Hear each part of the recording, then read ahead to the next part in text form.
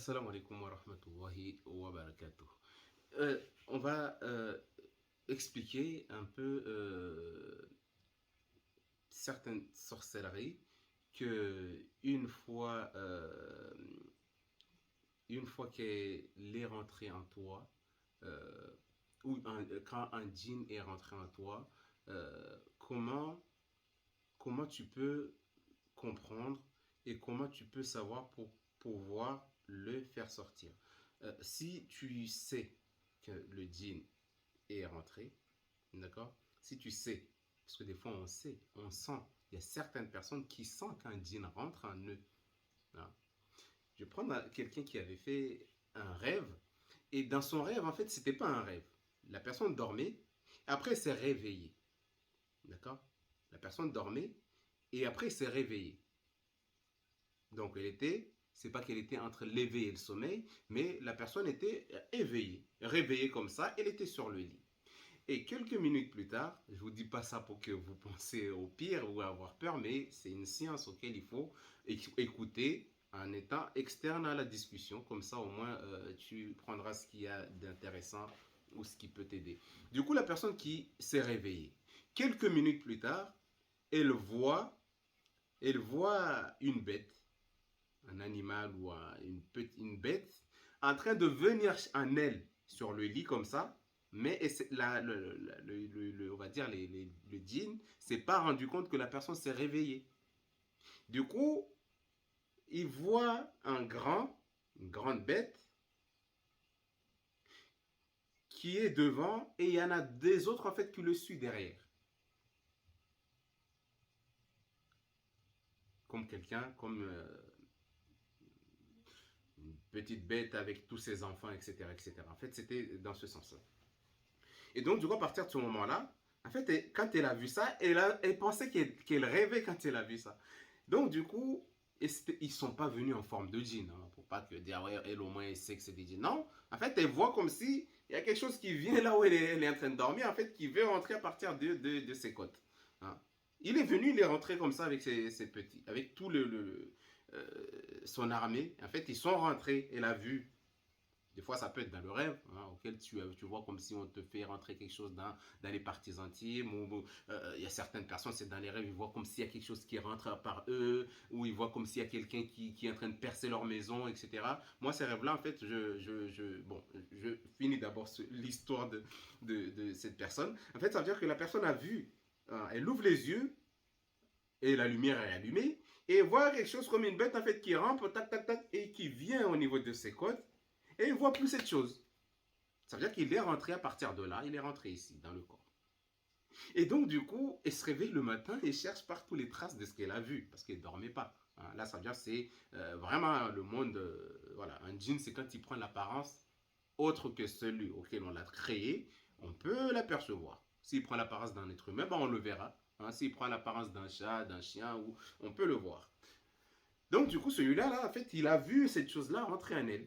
Comme ça, les yeux ouverts, il voit, il est rentré dedans et il est resté dedans pendant des années. Il se réveille, comprend pas c'est quoi cette chose. Donc, ouais, il vit sa vie, c'est normal. Donc, du coup, elle a vu comment la chose est rentrée. Et un djinn, le problème, c'est qu'un djinn, il est dans l'invisible.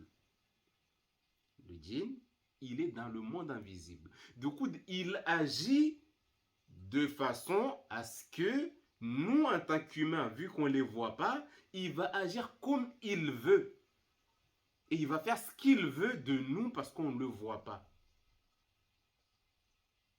Il va faire ce qu'il veut de nous parce qu'on ne le voit pas. Du coup, il peut faire des actions que nous, on ne voit pas.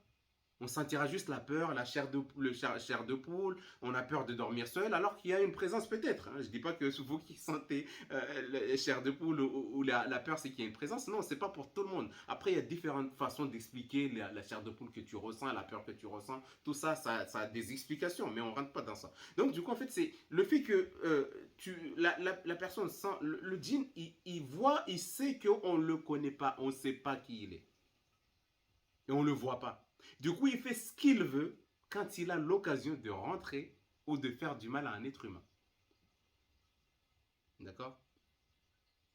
Mais quand il réussit à rentrer dans ton corps, pour le faire sortir, c'est très compliqué. sauf si Allah le veut. C'est très compliqué. C'est pour ça qu'on nous a dit de nous protéger, lire les 3 couls 3 fois, 3 fois, 3 fois, et se mettre un mur, en fait, se protéger. C'est parce que quand tu dors, les djinns, ils viennent jouer avec toi. Le prophète sallallahu alayhi wa sallam a dit dans un hadith, quand vous dormez, quand vous vous réveillez le matin, lavez vos nez, inspirez de l'eau et expirez pour laver le nez, parce que des fois, il y a des démons ou shaitan, il vient s'installer dans les trous de nez. Toi, tu dors, tu sais même pas ce qui s'est passé. D'où le fait de nettoyer le nez quand tu te réveilles le matin. En fait, c'est pour expliquer beaucoup de choses dans ça. C'est qu'en fait, pendant que tu dors, il se passe tellement de choses. Il y a tellement de choses qui rentrent en toi. Il y a tellement de choses qui te touchent pendant que tu dors. Il y a tellement de choses qui viennent t'écraser. Il y a tellement de choses qui viennent prendre des parties de toi et faire ce qu'ils veulent de toi. C'est pour ça qu'on se protège. On néglige pas les protections. On néglige pas les protections. Si tu vois, tu commences à négliger les protections, c'est que tu commences à être atteint lourdement. Si tu vois que tu n'arrives plus à faire les prières comme il faut, c'est que tu commences à être atteint parce que les prières et les protections font du mal aux démons, aux shayatun. Ils n'arrivent pas à travailler comme ils veulent dans ton corps. Du coup, en fait, c'est un combat entre toi et eux.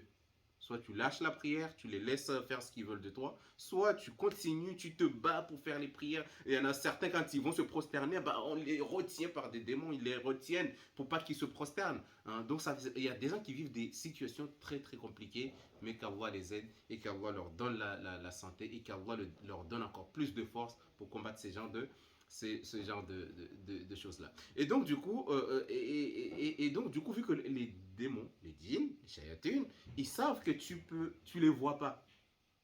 Et vu qu'ils sachent, c'est comme toi quand tu fais un cache-cache avec ta femme, hein, ou tu fais cache-cache avec tes enfants. Hein.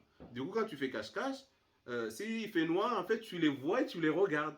Tu regardes tout ce qu'il fait. Hein. Il est en train de te chercher, il a soulevé le matelas, peut-être papa il est sous le matelas, ou peut-être maman elle est sous le canapé, il soulève, il te cherche. Et toi là où tu es, tu le vois. Tu souris, tu rigoles, tu te moques de lui pendant qu'il est en train de te chercher, il ne te voit pas. Ah, donc du coup, donc imaginez-vous. Mettez-vous à la place de celui qui te cherche, qui ne te voit pas. Du coup, toi, tu peux faire ce que tu veux. Tu peux être là, faire ce que tu veux parce qu'on ne te voit pas. Donc, du coup, le djinn, il fait la même chose. Pendant que nous, on ne le voit pas, il sait qu'on ne le voit pas. Il y en a qui sont là. Bon, je ne dis pas qu'il faut qu'ils fassent peur. Non, ils écoutent aussi. Hein, donc, vu qu'ils sont là, ben, ils peuvent faire ce qu'ils veulent. Hein.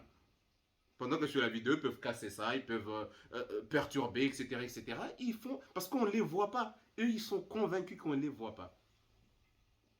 Mais il y a des moments auxquels, et aussi c'est des êtres, ils se trompent, ou ils peuvent, hein, par inadvertance, des fois, il est tellement envie de te faire de peur, il prend l'apparence de quelqu'un d'autre, en fait, dans sa précipitation. Donc, du coup, tu te rends compte, j'ai vu un ombre qui est passé, j'ai vu ça qui est passé. En fait, c'est dans la précipitation de te faire du mal, des fois, en fait, il peut prendre une apparence auquel l'être humain peut le voir. Un djinn, c'est quand il prend l'apparence d'un être autre que l'apparence créée, on peut l'apercevoir, on peut le voir.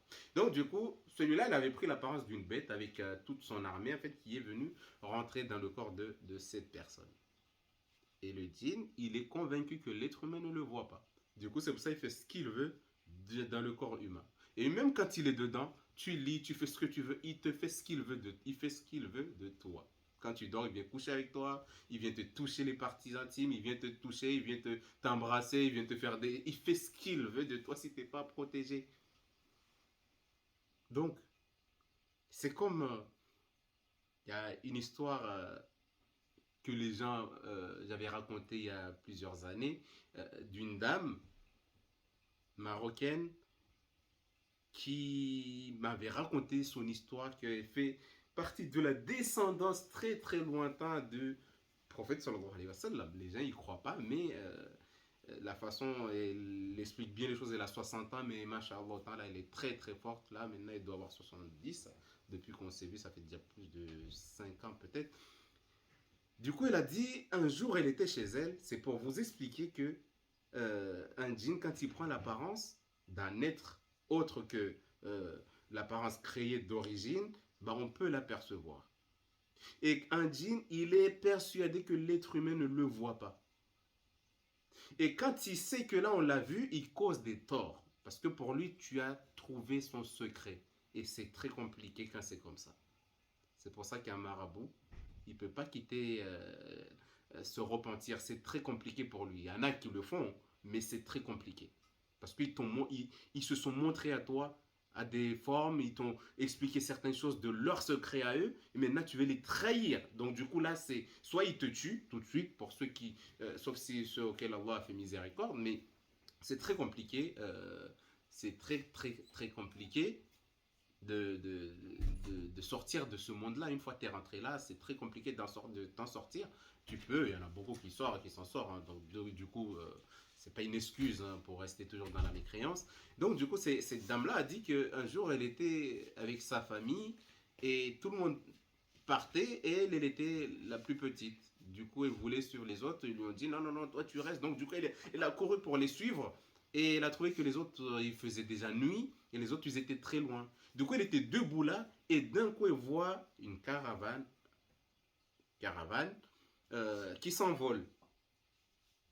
Elle était petite. Du coup, quand la caravane s'envolait, il y avait une troupe en fait de djinns. Ça, c'est une histoire vraie. Hein. C'est pas une jeune fille ni quoi, mais c'est une dame de 60 ans et plus qui est en train de raconter ce qu'elle a vécu en étant petite. Parce que là, on était vraiment en train de chercher le problème en profondeur, d'où vient son mal-être. Hein. Et donc, du coup, à partir de là, elle me dit, mais ce qui s'est passé, c'est que pendant que la caravane, en fait, s'envolait, et moi, j'étais là, je regardais, j'étais enfant. Et du coup, quand ça s'envolait, au bout d'un moment, il y a quelqu'un de plus grand que les autres qui s'est retourné et on sait, nos yeux se sont croisés. Ça veut dire que le démon, il pensait qu'on ne l'avait pas vu. Mais quand il s'est retourné, il a trouvé que la jeune fille les regardait des yeux. Il était étonné. Comment ça se fait que cette petite fille nous voit hein? Comment ça se fait que cette personne nous a vus hein? Et donc, du coup, un djinn, c'est rare qu'il te dise son nom déjà. Hein? Il va te dire des noms, sauf s'il est converti, il peut te dire qu'il s'appelle Amdouwa, il peut prendre un nom musulman, mais un djinn, un shayatin, un démon, tant qu'il n'est pas converti, c'est rare qu'il te dise son vrai nom, parce que dès qu'il te dit ça, il devient faible déjà. D'accord? Un djinn, quand il te dit son nom, même ceux qui travaillent avec les gens qui vont les consulter et tout, qui te disent, ouais, moi je m'appelle tel, en fait, c'est pas son vrai nom. Un djinn, quand il te dit son vrai nom, c'est qu'il il est déjà faible. Du coup, en fait, c'est pour ça que le fait qu'ils sont cachés, ils ont une grande puissance, ils pensent qu'ils sont, voilà, ils peuvent faire ce qu'ils veulent. Mais quand tu les as aperçus, quand tu les as vus, en fait, ils ne te lâchent pas. Ils ne te lâchent pas, ils essaient en fait de prendre ce que tu as vu d'eux. Mais comme ils n'arrivent pas, qu'est-ce qui va se passer? Il y a certains qui deviennent folles, il y a certains qui deviennent schizophrènes, il y a d'autres qui ont plein d'autres problèmes, sauf celui auquel Allah a protégé. Du coup, c'est une fois qu'elle a grandi, 60 ans, qu'elle me raconte ce qu'elle a vu face à face et ce qu'elle a vu de ce caravane-là et du chef des djinns qui l'a regardé. Et pendant la lecture, ce djinn-là, il est venu pendant la lecture parce qu'on a touché un point qui était sensible, qui posait la question, mais pourquoi il nous a vus? Qui lui avait donné l'autorisation d'être à cette heure-là, à cet endroit-là, à ce moment-là, depuis petite. Parce qu'il y a des gens, en fait, ils ont des problèmes, en fait, qui viennent de très, très loin, d'où les recherches approfondies et lointaines, des fois, pour pouvoir trouver vraiment le problème de la personne. C'est une histoire, en fait, incroyable. Hein. Quand on entend ça, on se dit, mais non, c'est pas possible pour les gens qui ne croient pas. Pour les gens qui ont vécu ça, ils vont se dire, mais moi aussi, j'ai vécu la même chose. Avant-hier, là, il y a une dame qui m'a appelé, m'a demandé, m'a posé la question, est-ce que Akiridj, est-ce que tu t'es déjà battu avec des djinns pour de vrai? Est-ce que moi je vais lui dire, ouais, ça n'existe pas? Au contraire, je lui dis, bien sûr. Avant, quand je commençais à être hacké, j'ai souffert. Je me suis battu, j'avais peur, il m'attaquait de tous les côtés. Tout le monde était possédé, tout le monde était... C'était la cata, hein, ce jour-là. C'est le début du commencement d'une longue science jusqu'à présent. Tous les présents étaient possédés, personne ne pouvait aider l'autre. C'était un combat physique en fait. Tu fermais les yeux, tu voyais que hein, la maison intérieure, extérieure, c'était catastrophique. Bon, de toute façon, les gens qui étaient là, en fait, en tout cas, ils ont souffert. Tous ces gens-là, les enfants, les grands comme les petits, les invités, tout le monde a vécu ce genre de problème-là. En fait, c'est pour expliquer en fait qu'il y a des gens vraiment qui souffrent physiquement. Ils sentent carrément les mains des démons qui viennent les... Et la dame m'a dit, ouais, elle se battait vraiment. Elle se mettait debout là et il entendait des coups, elle aussi, elle lançait ses coups. Hein. je l'ai découvert il n'y a pas longtemps, cette dame. Donc, du coup, j'espère qu'elle est là, elle écoute, Inch'Allah Ta'ala, et sache qu'elle n'est pas seule dans ce combat-là, et qu'elle aussi, bah, ce qu'elle dit, c'est la vérité, même si elle pense que les gens ne croient pas, mais qu'elle prenne en compte, en fait, que c'est vrai ce qu'elle a vécu, même si elle pense que les gens ne croient pas ou lui donnent pas, les gens pensent qu'elle est folle, mais en fait, non. En fait, elle a vraiment vécu ça, et c'est la réalité, c'est vrai, ça existe, il y a beaucoup de gens qui vivent ça. Ils sentent des coups, ils se réveillent le matin, ils ont des traces partout. Hein. Ils se battent dans les rêves, ils se battent dans les rêves. Quand ils se réveillent, ils ont des bleus partout. Ça existe. Hein. Il y a des gens auxquels les djinns ils sont vraiment acharnés parce qu'il y a quelque chose en toi qui veut enlever. Il y a quelque chose en toi qui veut enlever, mais ils n'arrivent pas. Donc, du coup, ils viennent, des fois physiquement, des fois on les sent, même si on ne les voit pas, mais on sent. Hein. Donc, du coup, ce genre de choses-là, quand tu sens ce genre de choses-là, bon, la solution, elle est. Il y a aussi des solutions dans tout ça. Il y a aussi des solutions dans chaque chose. Chaque chose que tu trouves le problème, problématique, il y a toujours la solution. Oui, vous allez me poser la question, mais c'est quoi la solution? Et si je vous dis la solution, vous allez faire quoi? Vous allez l'appliquer? Et si vous l'appliquez, ça ne marche pas, vous allez me dire quoi? C'est pas ça? Non, si ça va marcher de toute façon, je sais. Mais il faut d'abord déjà, comme j'ai expliqué, il faut déjà trouver le problématique.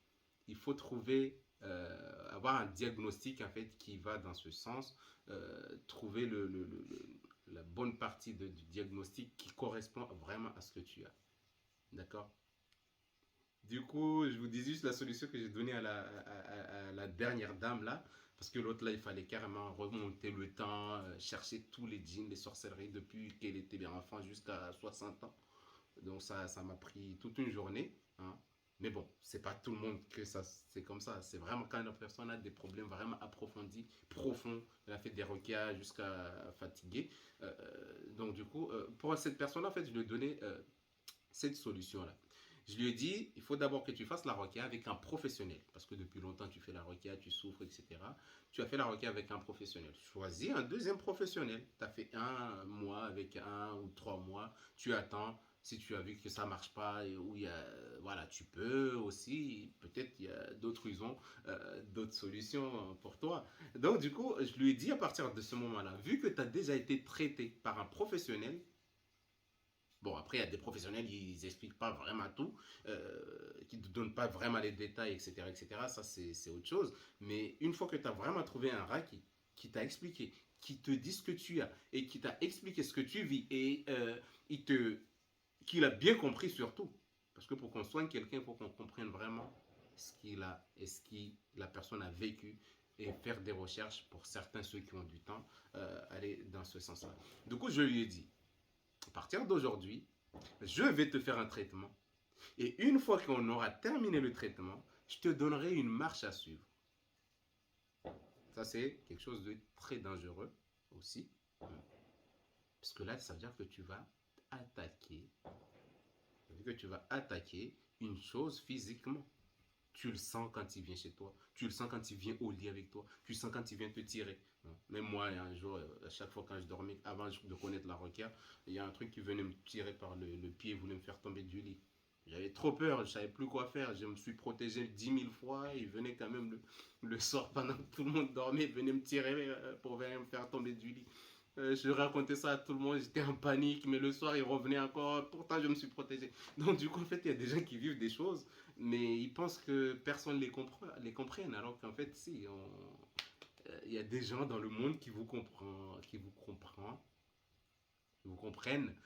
quand même. Donc du coup, ne désespérez pas. Donc du coup, une fois que j'ai fini le traitement avec la personne, je lui dis, vu que cette chose-là, il vient physiquement, du genre il est en train de prier, la chose va venir à côté. Elle le sent qu'il est à côté. Il est en train de manger, la chose va venir là. Il va dormir, la chose va commencer à enlever ses habits. Elle le sent, elle le voit pas, mais elle sent, vu que ça fait longtemps, cette chose est là. Donc du coup, c'est... voilà, donc du coup, elle sent, elle s'est familiarisée avec, du coup, elle pensait qu'il n'y avait pas de solution, alors que non. Vu que ceux-là, là, ils viennent physiquement, bah, on va les attaquer physiquement. Bon, je dis pas ça pour pas que les autres ils disent, mais attends, il va donner des solutions, on va se faire défoncer, allez, on va attaquer Akiri. Je dis non, mais en fait, quand c'est comme ça, c'est se faire d'abord traiter par un professionnel, c'est mieux. Et après, à partir de là, maintenant, chercher comment attaquer, vu qu'il vient physiquement, qu'est-ce que je dois faire moi de mon côté. protection à fond, avoir le Coran, lire le Coran ou écouter le Coran dans tes oreilles, dans tes moments auxquels tu peux te concentrer, ça serait bien. Hein. Et quand tu le sens venir, ben maintenant, en fait, tu vas aussi lire les versets que tu connais avec l'intention de l'attaquer. Bon, je vous donne ça comme ça simplement, mais en profondeur, ça peut pas être comme ça. Il faut vraiment un traitement approfondi pour enlever déjà les problèmes psychologiques et les problèmes de sorcellerie, etc., etc. Pour qu'en fait, quand tu vas faire ces actions-là, en fait, que ça te, en fait, qu'il n'y ait que toi et cette chose-là maintenant. Ça veut dire que tes problèmes corporels ont diminué ou ont disparu. Maintenant, en fait, tu seras plus concentré sur celui qui est à l'extérieur, un djinn externe. En fait, il n'est même pas dans le corps. Il est à l'extérieur de toi et il te fait ça. Donc, mais pour ceux qui sont rentrés là où tu sais, là où tu l'as vu rentrer, ah bah là par contre, vu que tu sais la porte auquel il est rentré, vu que nous on ne sait pas quand on lit, on va dire à la djinns qui sont dans le corps de sortir soit par les mains ou par les pieds. Allez, on lit le Coran, on les montre un chemin. Mais une fois que tu sais là où il est rentré, bah là tu vas poser ta main là où il est rentré. Et tu peux lire les versets qui parlent des portes, qui parlent de sortie, ou n'importe quel verset en fait. Parce que là, tu sais où il est rentré. Voilà. Donc il y a tous ces genres de solutions, mais c'est dans des recherches, dans des... qu'on va jusqu'à découvrir ces genres de choses-là avec les solutions aussi. Okay. Donc du coup, c'est pour ça qu'il ne faut pas désespérer. Il y a toujours une solution dans tous les problèmes. La semaine dernière, il y a un électricien qui est venu me trouver au travail et m'a dit, on a cherché un problème partout parce qu'on n'arrivait pas à trouver où était le problème. On a cherché pendant 1 heure un petit truc. Bon, les électriciens vont comprendre, hein, mais un petit truc on le cherchait. À la fin, quand on l'a trouvé, il m'expliquait pas mal de choses. Après, quand il partait, il m'a dit, n'oublie pas qu'il y a toujours une solution logique dans chaque problème. C'est pas un musulman, vous n'allez pas dire ouais c'est un musulman, c'est normal, ils vont penser comme ça. Non, c'est pas un musulman. Il m'a dit qu'il y a toujours une solution logique dans chaque problème. Il y a toujours une solution logique, soit les gens connaissent ou connaissent pas. Mais en tout cas, retiens bien ça, il y a toujours une solution logique dans chaque problème. Je l'ai écrit quelque part, je l'ai affiché à mon travail. Du coup, à chaque fois, je regarde cette parole et je regarde ma vie, je regarde la vie des gens qui désespèrent. Je leur dis, mais si les gens comprenaient cette parole-là, qu'il y a toujours une solution logique dans chaque problème. Soit on le connaît ou on ne connaît pas. Mais il y a toujours une solution logique. Dans chaque chose, Allah a créé une solution logique dans chaque problème. Je ne dis pas que j'ai toutes les solutions de tout le monde. Après, les gens vont m'envoyer des messages. Oui, tu as dit ça. Moi, j'ai ça. J'ai la solution tout de suite. Moi, tu m'as oublié depuis un siècle. Je t'ai envoyé un message que je voulais la solution. Tu avais parlé d'un truc. Des fois, quand je parle des vidéos, je dis ça. Bah, moi, je finis la vidéo, j'oublie tout. Je laisse tout derrière. Je ne retiens pas tous les problèmes des gens et tous les... non, donc du coup, il faut faire des efforts. Voilà, il faut... Mais j'ai pas toutes les solutions des gens. C'est pas parce que j'explique bien les choses comme ça que les gens vont tous prendre, oui, celui-là, là, c'est bon, il va m'enlever tous mes problèmes. Non, c'est Allah subhanahu wa ta'ala qui enlève les problèmes. C'est pas un être humain. D'où l'invocation, et Allah ne me châtie pas pour ce que les gens pensent de moi. Ne me châtie pas pour ce que les gens disent de moi. Parce que je ne sais pas ce qui se dit en dehors de là où je suis. C'est Allah seul qui voit. Non.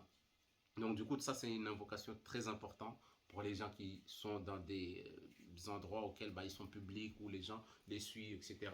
Parce que ça, d'un coup, les gens peuvent te donner la place qui n'est pas à toi. Hein. Ça, c'est très compliqué. Donc du coup, mais il ne faut pas désespérer. Cherchez, avancez. Vos solutions sont devant vous. Et Inch'Allah ta'ala, à côté de la difficulté, il y a la facilité qui est en face de vous. Donc, qu'Allah vous aide à trouver les solutions dans chacun de vos problèmes. N'oubliez pas, il y a toujours une solution logique dans chaque problème. Soit on le connaît ou on ne connaît pas. Quand tu as cette parole-là, tous tes problèmes que tu as ici, bas, au travail, dehors, tout ça, en fait, ça te rassure que mes problèmes-là, je sais qu'il y a une solution logique qui existe quelque part pour éviter de désespérer. Donc ça, c'est très très important. À chaque fois qu'il y a une difficulté, il y a une solution logique quelque part qui t'attend. Soit tu le connais ou tu ne le connais pas. Allez, subhanakallah wa bihamdik, nashhadu an la ilaha illa anta astaghfiruka wa atubu إليك سبحان ربك رب العزة عما يصفون وسلام على المرسلين والحمد لله رب العالمين